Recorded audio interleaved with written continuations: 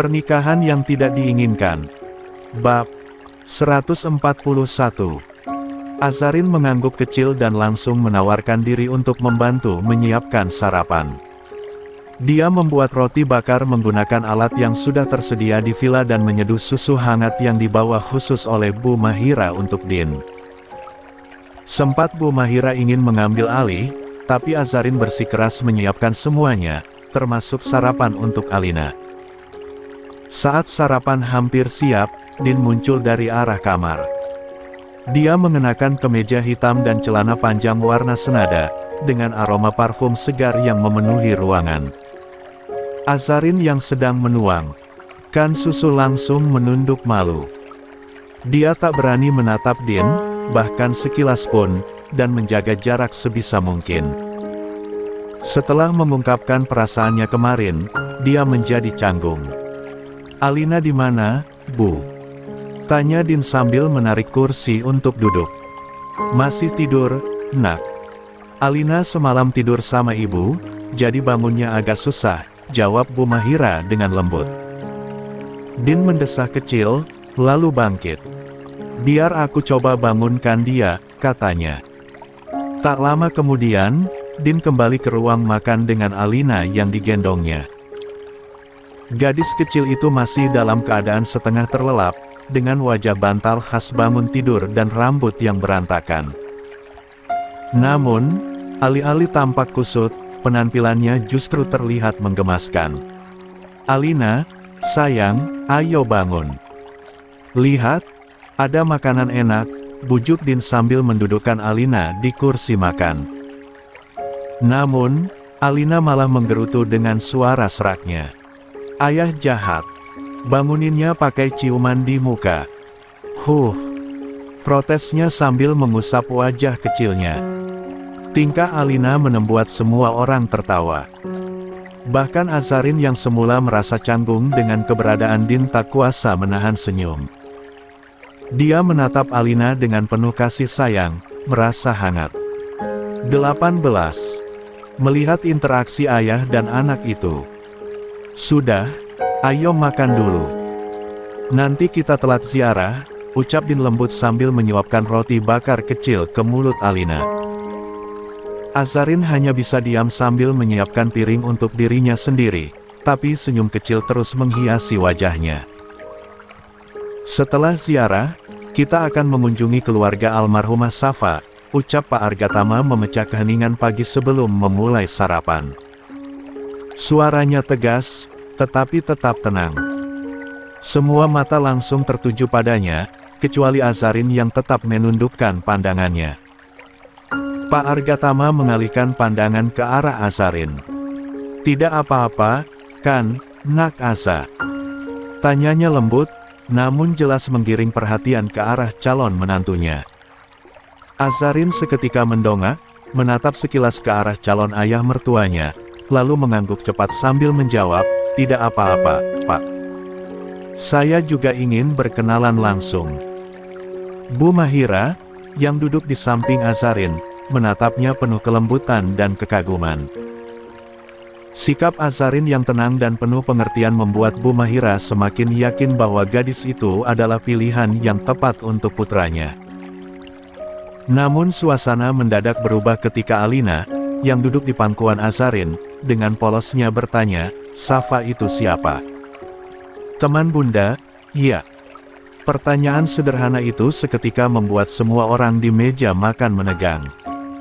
Udara terasa lebih berat, dan seketika tatapan penuh rasa cemas saling bertukar.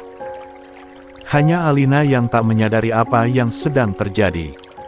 Baginya, ini hanya sekadar pertanyaan biasa. Din, yang duduk di seberang Alina, mencoba menenangkan suasana. Dia menatap lembut ke arah putrinya. "Hei, sayang. Jangan sebut namanya, ya. Dia bukan teman Alina," ujar Din hati-hati. "Lalu siapa?" "Tante," tanya Alina polos, tanpa beban, membuat Azarin merasakan perih yang tak terlukiskan. Azarin menatap Alina, matanya berkaca-kaca, tetapi dia tetap menjaga ekspresinya. Dalam hatinya, dia tahu bahwa ini bukan kesalahan Alina. Luka itu ada karena dia seorang perempuan, dan pasti akan menjadi ibu kelak, dan dia tahu betapa sakitnya jika seorang anak tidak mengenal ibunya. "Ibu," jawab Azarin akhirnya, suaranya tenang, meskipun jelas terdengar bergetar. Semua orang langsung menoleh padanya, tatapan mereka penuh dengan keterkejutan. Azarin menatap Alina dengan lembut. "Dia ibu Alina juga. Bunda mohon, jangan sebut namanya, ya. Cukup panggil dia dengan sebutan ibu," lanjutnya pelan namun tegas. Alina menatap Azarin bingung, lalu bertanya lagi dengan polosnya, "Tapi, Bunda Alina kan cuma satu. Kenapa Alina harus panggil orang itu ibu?" Azarin terdiam sesaat, menarik napas panjang. Dia menatap Alina dengan pandangan penuh cinta, berusaha mencari kata-kata yang tepat. Di sisi lain, suasana di meja makan terasa semakin mencekam. Semua orang menunggu apa yang akan Azarin katakan, khawatir jika gadis itu akhirnya membongkar semuanya. "Sayang, Bunda mau Alina tahu, ada banyak orang yang menyayangi kamu. Kalau ada yang Bunda panggil ibu, itu berarti dia orang baik yang juga mencintai Alina. Kita panggil dia ibu untuk menghormati," Azarin menjelaskan dengan suara lembut, mencoba menyusun kata-kata sederhana yang bisa dipahami anak seusia 3 tahun. "Tapi kenapa aku gak kenal dia?" Alina masih bertanya, nadanya polos, tetapi menyimpan kebingungan. 19. Azarin tersenyum kecil, lalu membelai kepala Alina. "Karena dia sudah pergi ke tempat yang jauh, sayang. Tapi dia tetap ada di hati Alina, di hati ayah, dan di hati semua orang di sini." Alina terdiam, tampak berpikir. Sementara itu, yang lain terlihat lega karena Azarin berhasil menahan diri dan memberikan jawaban yang bijak. "Alina gak suka punya dua ibu. Ibu Alina cuma bunda saja," ucap Alina lagi dengan wajah serius, matanya menatap lurus ke arah Azarin. Kalimat itu meluncur dengan polos, tetapi meninggalkan jejak luka di hati Azarin. Dia menghela napas, lalu menarik gadis kecil itu ke dalam pelukannya.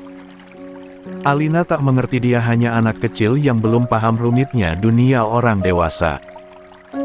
Azarin merapikan rambut Alina yang jatuh menutupi wajah mungilnya. "Sayang, dengarkan Bunda baik-baik, ya," ucapnya lembut, suaranya terdengar menenangkan. "Ada seseorang yang sangat menyayangimu sebelum Bunda datang dalam hidupmu. Namanya Ibu Safa." Alina mengerutkan keningnya, jelas bingung. "Ibu Safa siapa sih, Bunda? Kok Alina gak pernah ketemu?" Tanyanya polos, dan terdengar agak kesal. Azarin tersenyum tipis. Dia tahu, penjelasan ini tidak akan mudah. "Ibu Safa adalah perempuan yang baik, sayang. Dia perempuan hebat yang punya impian besar untuk melihatmu tumbuh bahagia. Tapi, Tuhan lebih sayang Ibu Safa. Makanya, dia dipanggil lebih dulu untuk tinggal di surga." Alina mengerjap, matanya yang bulat menatap Azarin penuh tanya. "Kenapa Tuhan sayang sama Ibu Safa?" "Karena Ibu Safa adalah orang yang sangat baik, Alina," jawab Azarin, matanya sedikit berkaca-kaca. "Dia mencintaimu lebih dari apapun di dunia ini. Bahkan, dia merelakan hidupnya agar kamu bisa ada di sini sekarang, bersama Bunda." Alina terdiam, mulut kecilnya sedikit terbuka seperti ingin bertanya, tetapi dia tetap mendengarkan. "Jadi, Alina," lanjut Azarin, kini suaranya lebih lembut, seperti sebuah bisikan. "Memanggil Ibu Safa sebagai ibu, bukan berarti Alina punya dua ibu. Tapi itu karena Ibu Safa adalah orang yang sangat berjasa. Kalau bukan karena cintanya yang besar, Bunda gak akan bisa ada di sini menemani Alina." Alina menggeleng kecil. Tapi Alina gak kenal sama Ibu Safa. Kenapa halus panggil dia ibu? Azarin tersenyum lembut, lalu menggenggam tangan kecil Alina dengan hati-hati. Karena, sayang, Ibu Safa adalah bagian dari cerita hidupmu. Kita gak harus bertemu langsung untuk mengenal seseorang. Kadang, cinta mereka sudah cukup untuk mengikat kita, meskipun mereka gak ada di sini. Mata Alina tetap menunjukkan kepolosan, tetapi dia tetap mendengarkan. Azarin menarik gadis kecil itu ke pelukannya lagi, memberikan rasa aman. Bunda gak minta Alina langsung mengerti, sayang, bisik Azarin. Tapi, suatu hari nanti, kalau Alina besar, Alina akan tahu betapa hebatnya Ibu Safa. Dan Bunda yakin, Alina akan bangga punya sosok seperti dia di dalam hidupmu. Alina tidak menjawab. Namun, Azarin tahu, gadis kecil itu sedang berusaha mencerna kata-katanya. Dia pun mengelus punggung Alina dengan lembut, memberinya waktu untuk memahami pelajaran penting tentang cinta, pengorbanan, dan rasa syukur. Meski sejujurnya, banyak tanya di benaknya alasan besar Din dan Bu Mahira tak menceritakan soal Safa pada Alina. Namun, dia berjanji suatu saat akan menceritakan semuanya kepada Alina, tetapi tidak sekarang. Sekarang, tugasnya adalah melindungi hati kecil itu dari luka yang belum pantas dia rasakan. 20. Setelah menempuh perjalanan beberapa menit menggunakan mobil yang telah disewa kepada pemilik villa, akhirnya mereka tiba di sebuah tempat pemakaman umum yang asri. Udara terasa sejuk meski mendung menggantung tipis di langit. Langkah Azarin terasa berat ketika matanya menangkap sebuah batu nisan bertuliskan Safa Raihana. Jantungnya berdebar, dan ada rasa hangat yang tak bisa dijelaskan menyelinap di dadanya. Untuk pertama kali dia melihat makam mendiang Ibu Alina. Entah secantik apa perempuan itu, sampai makamnya begitu indah dilihat, bersih, dan rapi. Din melangkah mendahului, berhenti di depan nisan itu. Dengan tenang, dia berjongkok, tangannya terulur menyentuh batu nisan sambil memejamkan mata. Raut wajahnya menyiratkan kesedihan yang dalam, seolah sedang membayangkan dirinya memeluk kepala Safa. Azarin hanya diam, menatap Din dan membayangkan keromantisan keduanya jika Safa masih hidup. Ini Ibu Safa. Suara polos Alina memecah keheningan. Azarin tersentak dari lamunannya, lalu tersenyum tipis dan mengangguk pelan. Iya, sayang. Ini makam bundamu, jawabnya lembut. Dia lalu meminta Alina berjongkok di samping Din. Sementara itu, Azarin pun ikut duduk di sebelahnya, sedikit berjarak. Pandangannya tertuju pada pusara Safa, namun dia segera memejamkan mata ketika Pak Argatama mulai memimpin doa dari seberang. Suasana di sekitarnya terasa khusyuk. Angin sore yang berembus pelan membuat daun-daun pohon sekitar berdesir lembut, seolah ikut mengiringi doa yang dipanjatkan. Setelah doa selesai, mereka menyirami pusara dengan air dan menaburi bunga di atasnya. Din kemudian menatap kedua orang tuanya, memberikan isyarat halus untuk meminta waktu berbicara berdua dengan Azarin. Bu Mahira langsung mengerti, dan tanpa banyak kata membawa Alina pergi bersamanya, meninggalkan Din dan Azarin di sana. Kini, hanya ada mereka berdua di depan pusara Safa. Din bergeser duduk di seberang Azarin, menjaga jarak demi menghormati status mereka yang belum resmi sebagai suami istri. Keheningan di antara mereka terasa berat, seperti menyimpan banyak kata yang tak terucap. Din akhirnya membuka suara. Sayang, aku datang lagi ke sini, ucapnya lirih sambil menatap nisan itu. Azarin yang awalnya menunduk langsung mengangkat pandangannya, terkejut mendengar panggilan itu. Namun, Din tak berhenti. Aku datang untuk memperkenalkan seseorang kepadamu, lanjut Din dengan nada lembut, namun mantap. Ini Azarin, wanita yang insya Allah akan menjadi istriku. Dia perempuan yang baik, dan dia juga sangat menyayangi Alina. Azarin kembali menunduk, mencoba menyembunyikan perasaan aneh itu. Kata-kata Din membuat hatinya hangat, tetapi juga penuh haru. Din berhenti sejenak, menarik napas panjang. Matanya sedikit berkabut, tetapi dia tetap melanjutkan. Maafkan aku kalau selama bersamamu dulu ada sikapku yang menyakitimu. Aku selalu berusaha menjadi suami yang baik, tapi aku tahu, aku tidak sempurna, ucapnya lirih sambil membayangkan masa pernikahan mereka. Aku juga ingin mengucapkan terima kasih karena kamu sudah memberikan aku Alina, hadiah terindah dalam hidupku. Aku janji, aku akan membesarkan dia dengan penuh cinta. Aku akan membahagiakan dia.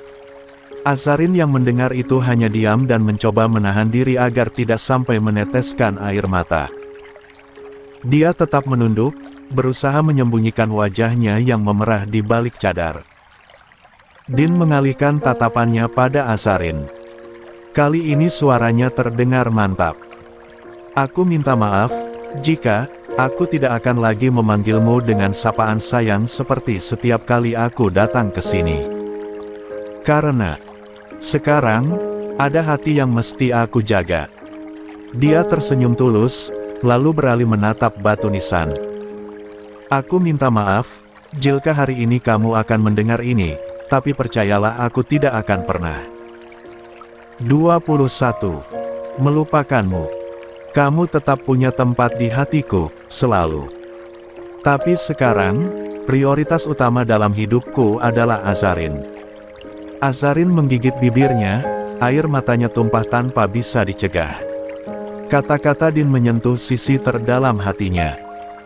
Ada rasa hangat yang mengalir pelan, memenuhi hatinya dengan kebahagiaan sekaligus haru yang tak bisa dia ungkapkan. Din tersenyum kecil, menatap pusara itu sekali lagi sebelum bangkit berdiri. Terima kasih, Safa. Terima kasih untuk segalanya. Dia pun melangkah meninggalkan Azarin, memberikan ruang agar Azarin bisa meluapkan isi hatinya tanpa ada siapapun. Namun, Din tetap berdiri dari kejauhan menatap Azarin yang kini terlihat mengusap makam mendiang istrinya. Setelah kepergian Din, Azarin masih berjongkok di samping pusara, memandang nisan yang bertuliskan nama Safa Raihana dengan penuh perasaan haru. Udara pagi yang dingin membuat cadarnya terus bergerak membuatnya harus menahan kain tipis itu agar tidak terangkat. Maafkan aku, Kak, ucap Azarin lirih. Suaranya sedikit lirih. Aku tahu, aku tak akan pernah bisa menggantikan posisimu. Aku hanya seorang wanita biasa yang akan menikah dengan Mas Din 3 minggu lagi dan menjadi ibu untuk Alina. Tapi aku berjanji, Kak Safa, aku akan menjaga mereka sebaik mungkin. Aku akan memastikan Alina mengenalmu, mengenal ibu kandungnya. Aku ingin dia tumbuh mengetahui betapa besar cinta yang kamu berikan padanya. Azarin berhenti sejenak, menarik napas panjang sebelum melanjutkan. Mas Din mencintaimu, Kak. Aku tahu itu.